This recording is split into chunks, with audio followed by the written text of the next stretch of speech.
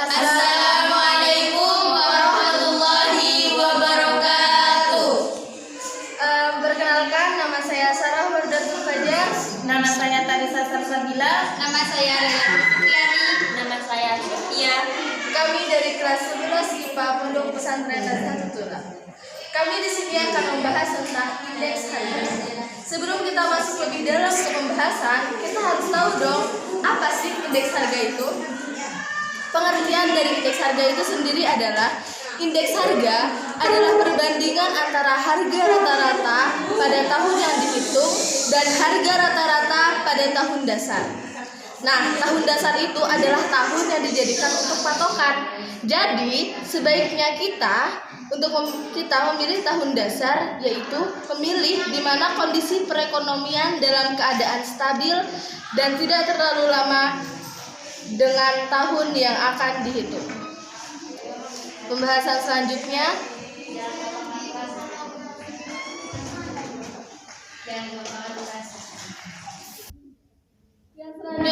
adalah rumus. Di sini saya akan menulis rumus pertama, yaitu rumus metode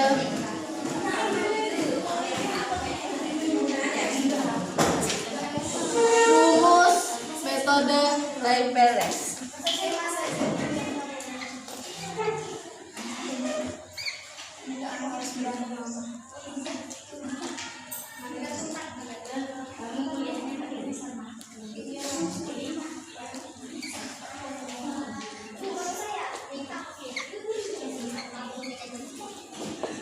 Kali 100. Yang kedua itu ada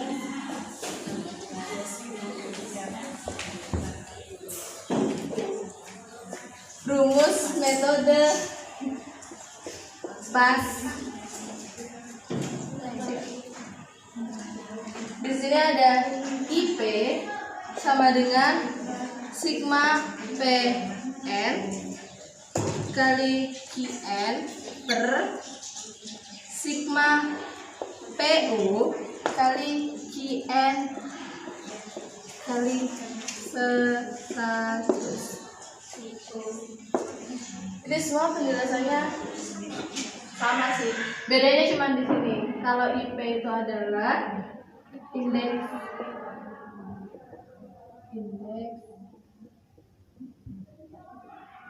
ya.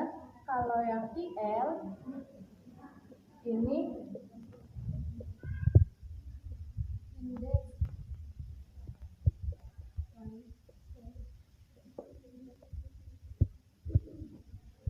PN-nya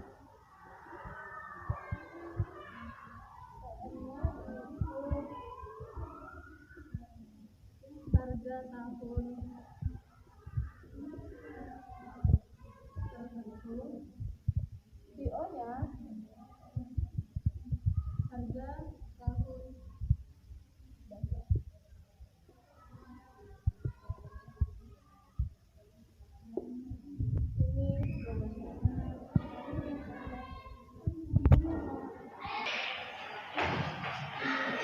Baiklah, kita masuk ke contoh soal. Di mana kita disuruh menentukan IL, IP pada tahun 2007 dengan tahun dasar 2005. Yang pertama kita mencari IL. Sebelum itu, karena rumus IL itu sigma PN dikali QO per sigma PO dikali QO dikalikan 100, jadi kita tentukan dulu PN dikali QO-nya.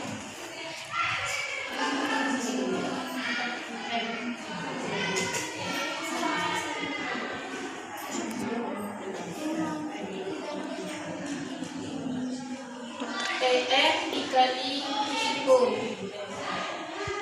dan PO dikali QO, di mana PN 3.500 dikalikan 30 menjadi 105.000 dan 5.000 dikalikan 25 menjadi 120. Dan 900 dikalikan 17 menjadi 15.300. Terus 500 dikalikan 15 menjadi 75.000. Dan yang terakhir 2.000 dikalikan 10 menjadi 20.000.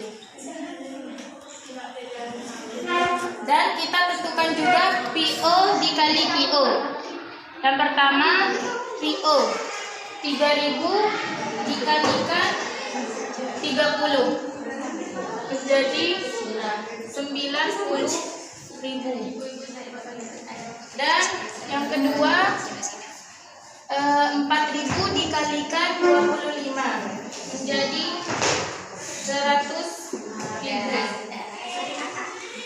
Yang ketiga 800 dikalikan 17 menjadi 13.600. Yang keempat 4.500 dikalikan 15 67.500. Dan yang terakhir 1.750 dikalikan 10 menjadi 17.500. Dan karena di rumus itu sigma, jadi kita jumlah dari PN dikali QO.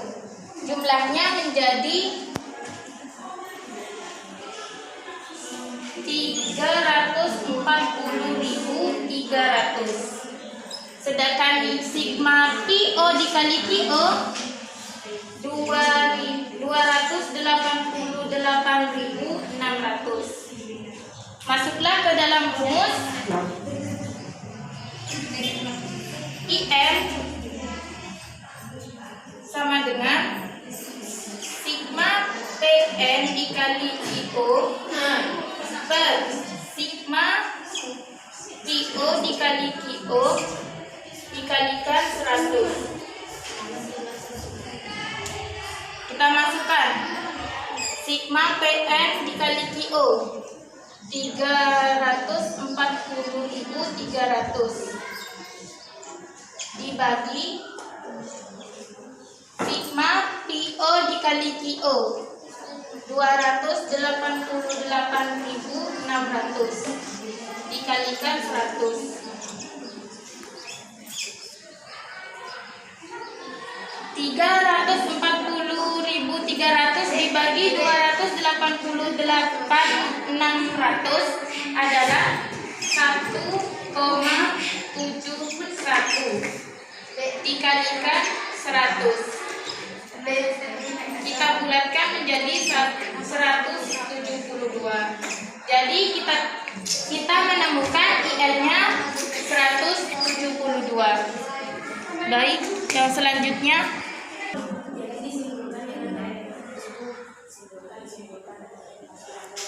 setelah menentukan IL, kita lanjut cara menentukan LP.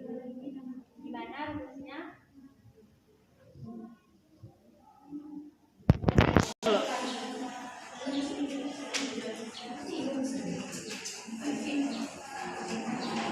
PO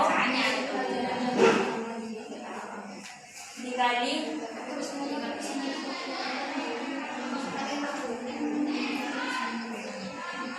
PN dikali CN. Yang pertama beras.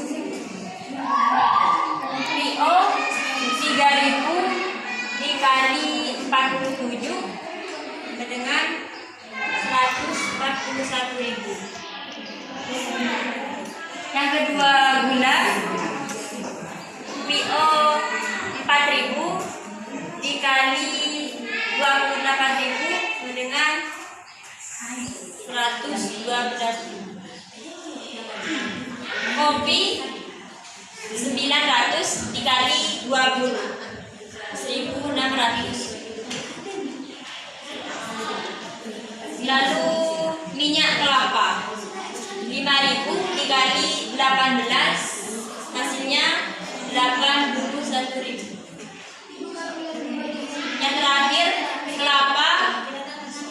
harga 2007 sama dengan 2000 dikali 14, jumlahnya 24.500. Kita cari PN sama QN-nya dulu.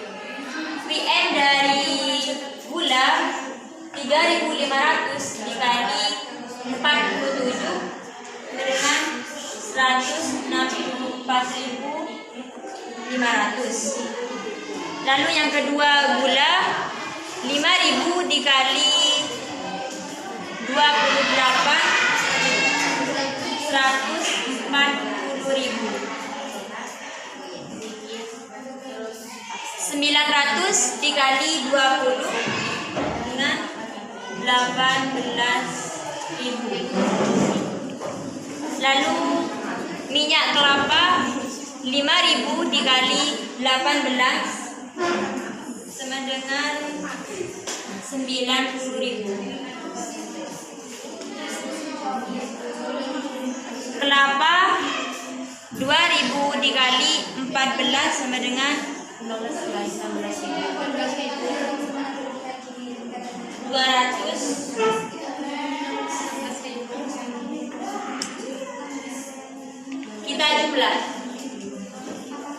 Kita jumlah dari PO IN, kita jumlah semuanya menjadi 304.500. Lalu PN dikali PN kita jumlah semuanya menjadi 440.500. Rumusnya IL sama dengan sigma PN TO per sigma PO dikali GO dikali 100. Kita masukkan 374.500 dibagi 440.500 dikali 100 menjadi IP sama dengan 118. Jadi kita temukan IL-nya sama dengan 172, sedangkan IP-nya sama dengan 118. Jadi, dengan kita mengetahui perhitungan dari indeks harga ini, kita dapat mengetahui, kita bisa mengambil tujuan sebagai petunjuk atau indikator yang dapat digunakan dalam mengukur kegiatan ekonomi secara umum. Jadi, dengan kita mengetahui ini, kita bisa mengukur kegiatan ekonomi kita itu seperti apa. Lalu, sebagai pedoman pembelian bagi perusahaan-perusahaan besar yang memiliki persediaan dalam jumlah besar dan teratur. Juga sebagai pedagang dalam kebijakan penetapan harga dan jumlah perdagangannya atau gambaran tren dan kecenderungan dalam perdagangan. Jadi maksudnya, jika kita mengetahui indeks harga ini, kita bisa mengetahui, perusahaan-perusahaan itu bisa mengetahui jika harganya terus naik dan trennya sedang lagi booming-boomingnya gitu. Kita bisa mengadakan atau pembelian tuh persediaan tuh dapat dipercepat dan diperbanyak gitu. Sebaliknya, jika harganya menurun drastis dan juga trennya sudah lampau, sudah lama gitu, kita bisa pengadaan persediaan itu bisa kita tunda. Lalu yang terakhir, indeks harga yang berlaku pada petani yang dibayar atau diterima merupakan gambaran apakah petani semakin makmur atau semakin melarat. Jadi petani jika sudah mengetahui indeks harganya, seumpamanya petani itu sedang menjual padi, tapi padi itu setelah dihitung indeks harganya itu ternyata padinya itu harganya menurun, berarti petani semakin melarat. Begitu juga sebaliknya.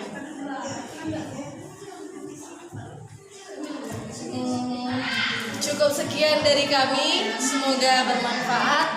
Mohon maaf apabila ada kata-kata. Assalamualaikum